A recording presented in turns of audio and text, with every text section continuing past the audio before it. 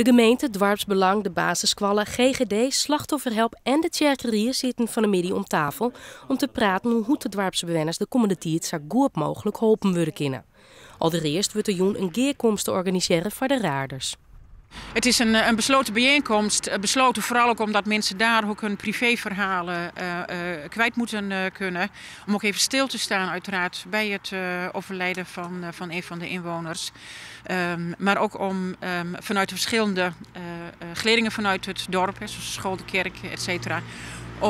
Om die ook wat praktische informatie aan mensen te geven met welke vragen ze waar terecht kunnen.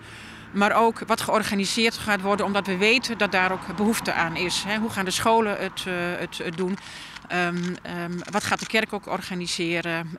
En wat ook van belang is, een plan van nazorg dat nu gemaakt gaat worden. Dat ook de komende dagen afgerond gaat worden. Omdat het niet alleen gaat om zorg voor de mensen op dit moment en morgen en overmorgen.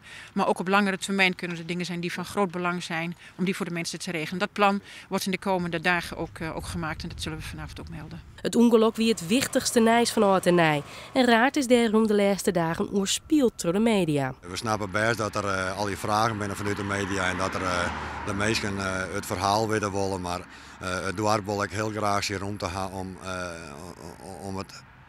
om het te verwerken. En daar zullen we heel graag je meewerking in houden. Zo hebben we dat niet elkaar praten en dat is de vraag bij deze nek. Je wil eigenlijk maar restleden worden de komende tijd.